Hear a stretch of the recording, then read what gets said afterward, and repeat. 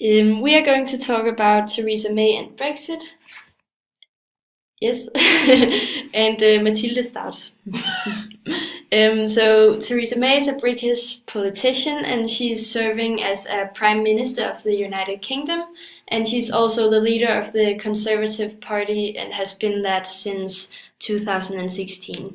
And she took over for David Cameron, who was also a Conservative leader, and he resigned in the aftermath of the European Union membership referendum. So he wouldn't like to be the Prime Minister when the UK had to go through Brexit. And then the 19th of September 2018, Theresa May attended this Salzburg summit with the 27 European leaders in order to discuss Brexit. But instead of moving closer to a Brexit deal, May humiliated herself as she dismissed Michel Barnier's Northern Ireland proposals, and it annoyed a lot of the EU leaders, and this is the main reason why May held her speech to the UK after the Salzburg summit. So she held a televised speech the 21st of September 2018 after she had been in Salzburg. And she talks to the British citizens about how the EU doesn't show the UK enough respect, and she gives an update on the Brexit negotiations, especially when it comes to the border of Northern Ireland.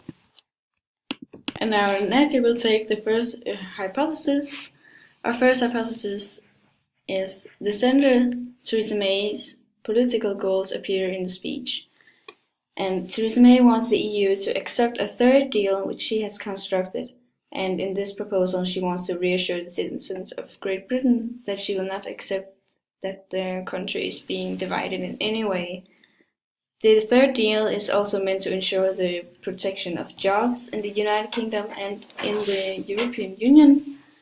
Therefore, it appears that Theresa May's political goals consist of securing suitable deals for the UK, and also that she wants to ensure there will be no hard border between Northern Ireland and the United Kingdom. And Theresa May emphasized the importance of securing this deal while respecting the referendum results and the integrity of the United Kingdom. And to prove this, we have two quotations. The first, that is why following months of intense work and detailed discussions, we proposed a third option for a future economic relationship based on frictionless trade in goods. And a second quote, I want to reassure the people of Northern Ireland that even in the event of no deal, we will do everything in our power to prevent a return to a hard border. And Eriko will take the second hypothesis, which is the mood of the speech is shown in a semantic field regarding the frustration May has. And the words we have chosen is not acceptable, big issues, tough, mockery, uncontrolled, separated, rejected, breaking up, fundamental mistake, impasse, undermine, barriers, and frustrate. And through May's word choices, it becomes very clear that she is very frustrated at the EU for not paying the UK the same respect that they have paid the EU. And so the mood is not very good, which this semantic field shows, but she still tries to generate a better mood among her, the British citizens and among the audience, because they aren't very satisfied with how she has handled Brexit so far. And by making clear what she wants and what she will not accept from the EU, she tries to calm down the British audience in order to create hope for a Brexit deal in the future. Yes, and Mathilde takes the third hypothesis, which is that Theresa May uses pathos to engage her British audience. And for this hypothesis, we have four quotations, and the first one is, I have treated the EU with nothing but respect, and the UK expects the same. And the second is, that would make a mockery of the referendum. And the third is, we will never agree to it, it would mean breaking up our country. And the fourth is that you are friends or neighbors or colleagues, we want you to stay. And The usage of these emotive words such as respect, mockery, and breaking up a country all appeal to the audience's emotions, and Theresa May uses this technique as an attempt to win over the British audience because she humiliated herself in Salzburg. Furthermore, May appeals to the Europeans living in the United Kingdom by calling them friends, neighbors, and colleagues. And by doing this, she hopes to appeal to their emotions too and to assure them that they will be able to stay in the UK after Brexit has been gone through. And then Nadja will take the fourth hypothesis, which is Theresa May uses ethos to strengthen her own credibility. And we have some quotations where there are important parts highlighted. I have always said, in plain English, it is something I will never agree to. I want to reassure the people of Northern Ireland. This is why for over 2 years I have worked day and night to deliver a deal.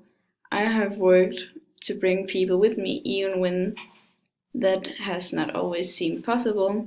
But the EU should be clear. I will not overturn the result of the referendum, nor will I break up my country. And through these we can see that Theresa May tries to herself after her speech in Salzburg, which apparently was a humiliation, and she blames the EU and tries to explain to the British people about these things, which she has done right, and she tries to explain to them that the EU has done something wrong. And in this way she uses ethos because she says I a lot and tries to strengthen her own credibility by making it clear that she actually has been working very hard in order to get a deal from the UK. Eiko is speaking now, and we have found 2 satirical illustrations regarding Theresa May.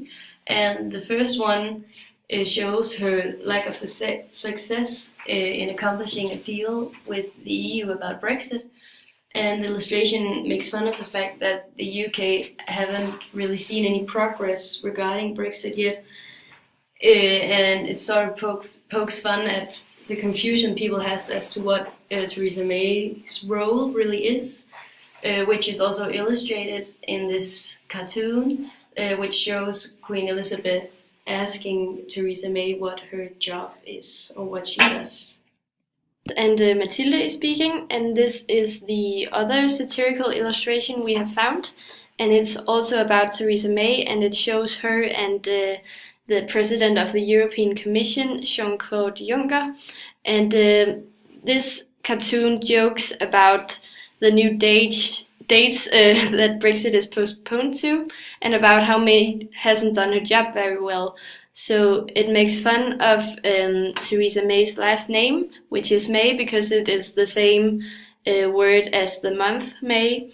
And in that way, you could say that the cartoon has a twofold meaning, because it means that the EU would prefer that Brexit was rather sooner than later, instead of June, which Theresa May shows in this cartoon.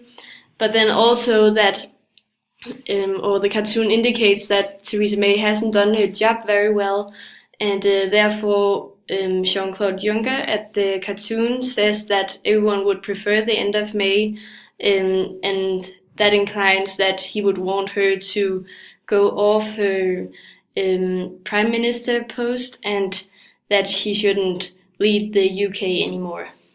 Echo is speaking, and we have found 2 articles that reference the current situation in Britain.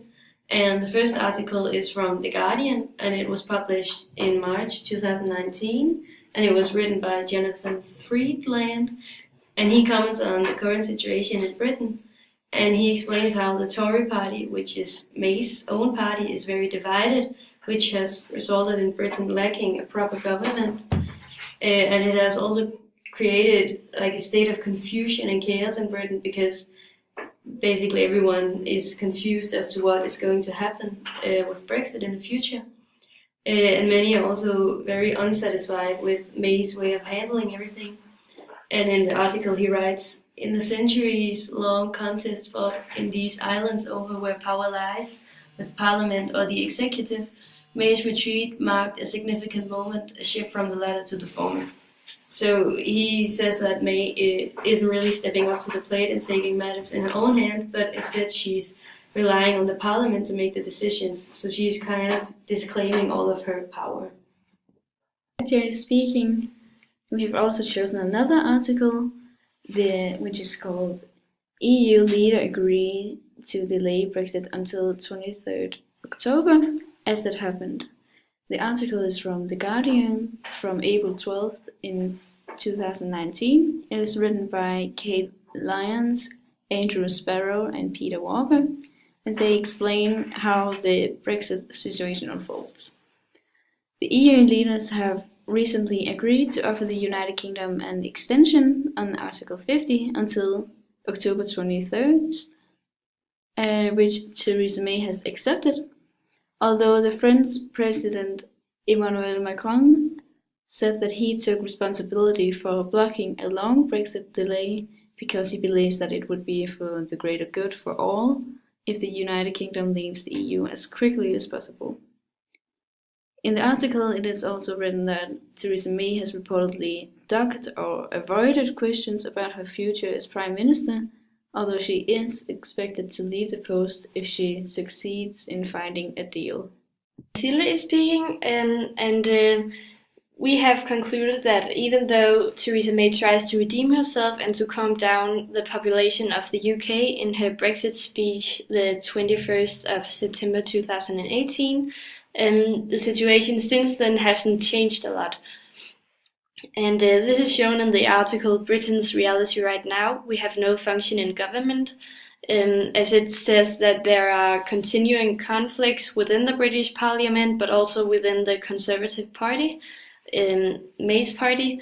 And in addition to that, the UK still hasn't been able to create a Brexit plan with the EU, and it hasn't been able to find a solution about the border between Northern Ireland and Ireland.